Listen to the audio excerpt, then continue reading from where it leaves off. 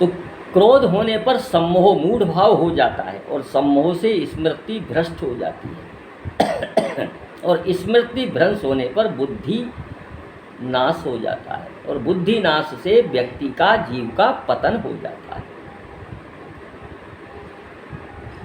मन के द्वारा यदि भगवान का चिंतन किया जाए तो मन भगवान के चरणों में सतत चिंतन करता रहे, भगवान के नाम का, भगवान के गुण का, भगवान के रूप का, भगवान के ध्यान का।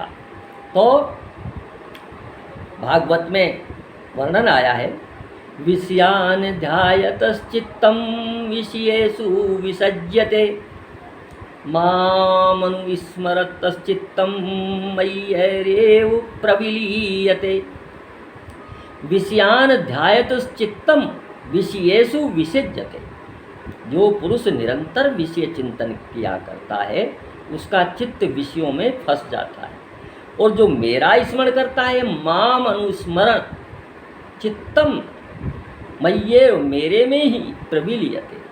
मेरा जो स्मरण करता है, चिंतन करता है, उसका चित्त मुझ में तल्लीन हो जाता है। प्रविलीयते, इतना सुंदर शब्द है प्रविलीयते, मेरे में ही समा जाता है। मेरे में उसमें फिर अंतर नहीं रहता जो निरंतर मेरा चिंतन करता है। अतः मन के द्वारा जैसा चिंतन होता है वैसा ही व्यवहार होता है। मन उभय इंद्रिय है, ज्ञानेंद्रिय और कर्मेंद्रिय दोनों हैं। मन को अतीन्द्रिय कहा है। चिंतन मनन स्मरण मन के द्वारा ही होता है और इस मन के चिंतन से ही त्रिगुणात्मक वृत्तियां बनती हैं और उन त्रिगुणात्मक वृत्तियों से ही 3 प्रकार की अवस्था होती है। पहली उदासीनता, दूसरी राग और द्वेष। मन भगवान का चिंतन करता है तो संसार से उदासीनता होती है, अर्थात न राग रहता है न द्वेष रहता है। दोनों ही स्थितियां जीव के लिए नुकसानदायक हैं। जहाँ राग रहेगा वहाँ द्वेष भी रहेगा और द्वेष रहेगा वहाँ राग भी रहेगा। इतने व्यक्ति, इतना संसार है, यदि उदासीन हम, अरे राग और द्वेष तो बहुत संक्षिप्त, बहुत कुछ लोगों से होता है, उदासीनता अधिक लोगों से रहती है। तो इसमें तो सरलता है। जो राग द्वेष जो कुछ लोगों से है, कुछ वस्तुओं से है, कुछ जगहों से है, उनको हटा लो। उदासीनता विस्तृत है। इतनी हानि, इतनी जनहानि, इतना नुकसान जिनको हम जानते नहीं, पहचानते नहीं होता है, तो उनके प्रति न हमारा कोई राग होता है न दोष होता है। कितने एक्सीडेंट होते हैं, कितनी दुर्घटनाएं होती हैं, मरते हैं, समाचार पढ़ते हैं, बस इधर आई बात उधर गई। अपना कोई जहाँ राग है, जहाँ द्वेष है, जिस व्यक्ति से हमें ममता है, उस व्यक्ति के साथ कोई दुर्घटना हो जाए, बस गड़बड़ वहीं होती है। और जिस व्यक्ति से द्वेष है वहीं गड़बड़ होती है। ये संसार है, किसी से हमारा द्वेष नहीं। लेकिन जहाँ हमारा स्वार्थ टकराता है, जहाँ हमारी कामना की पूर्ति में कोई बाधक है, उससे द्वेष होता है। दोनों ही वृत्तियाँ जीव के लिए नुकसानदायक हैं। उदासीनता में न राग है न द्वेष है और संसार का चिंतन जो मन करता है उसमें राग में फंसता है, जिससे बंधन होता है। इसलिए भगवान सिर्फ और सिर्फ मन को चाहते हैं। मन भगवान में नहीं है, शरीर से कितने कर्म करो भगवान ध्यान नहीं देते। और मन भगवान में है, शरीर कर्म करता भी रहे तो भी भगवान अपना लेते हैं। गोपियाँ, जितनी ब्रजांगनाएँ थी, जितनी गोपियाँ थी, सब घर का काम करती थी, गृह कार्य करती थी, परिवार को चलाती थी, अपने पतियों की सेवा करती थी, बच्चों को पालती थी, लेकिन मन भगवान में ही रहता था। इसलिए सर्वोत्कृष्ट भक्त सिद्ध भी उस स्थिति को, सिद्धि जिन्होंने प्राप्त कर ली वो भी उस स्थिति को प्राप्त नहीं कर सकते। इसलिए मन की ही विशेषता है।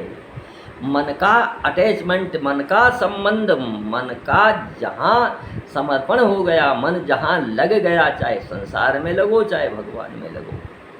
संसार में लगने से बंधन होगा, भगवान में लगने से जीव मुक्त होगा। इसलिए मन को ही लगाएं। इसलिए कहा है मन एव मनुष्याणाम कारणम बंध मोक्षयो। मन ही मनुष्य के बंधन और मोक्ष का कारण है। क्यों? इंद्रियों से जो भी क्रिया होती है वो पार नहीं पड़ती। भक्ति का वर्णन आता है, श्रवण मनन, इस कई प्रकार की भक्तियों का वर्णन आता है। अरे श्रवण, जिसके श्रवण इंद्रिय नहीं है, यानी जिसके कान नहीं है, सुनने की क्षमता नहीं है, वो क्या, वो तो नहीं कर सकता फिर भक्ति। किसी के रसना नहीं है, किसी के नेत्र नहीं है, तो फिर तो भक्ति तो नहीं कर सकता। ऐसा नहीं है। कैसा भी जीव हो, चाहे इंद्रियों से रहित हो या विहित हो, चाहे उसके इंद्रियां काम कर रही हैं नहीं कर रही हैं, लेकिन मन सबके होता है। ऐसा कोई संसार में जीव नहीं बना जिसके मन नहीं हो। इसलिए भगवान उसको चाहते हैं, मन मेरे को दे दो और मैं सब उसकी गंदगी साफ कर दूंगा। क्योंकि एक कपड़ा, उदाहरण से समझो, कपड़े वाले की दुकान पर रहता है, उसकी सफाई की जिम्मेदारी उसकी रहती है। और कपड़ा आपको दे दिया, आपने दर्जी से सिलवा लिया, आप सिलवा कर पहनने लगे, तो सफाई की जिम्मेदारी आपकी है उस कपड़े की, क्योंकि आपने उसको अपना मान लिया। और जब भगवान के चरणों में भगवान को मन और शरीर आप सौंप दोगे, तो ये जिम्मेवारी भगवान की क्यों, उसका होगा, फिर आपका कुछ है ही नहीं। और जिसका है, भगवान कहते हैं कि जो अनन्यता से मेरी शरण में आ गया, मुझे ही भजता है, मेरी ही उपासना करता है, मेरे ही सहारे रहता है, मेरी ही आशा रखता है, उसके योग और क्षेम की रक्षा मैं स्वयं करता हूँ, गीता में कहते हैं अर्जुन से। इसलिए मन भगवान की शरण में चला जाए, भगवान का चिंतन करे, भगवान के नाम का, भगवान के रूप का, भगवान के गुण का, भगवान के धाम का, भगवान की लीलाओं का, तो मन बंधन मुक्त हो सकता है। इस संसार में जो जीव बद्ध जीव की श्रेणी में है, वो मुक्त जीव हो सकता है। इसलिए मन एव मनुष्य, मन ही, एव ही पर जोर दिया है, मन ही कारण है और कहीं कोई कारण है ही नहीं। इसलिए ये दृढ़ता से स्वीकार कर कर मन को भगवान के चिंतन में लगाएं, भगवान के नाम में, भगवान के रूप में, भगवान के धाम में, भगवान की लीलाओं में। यदि मुक्त होना है तो और कोई उपाय है नहीं।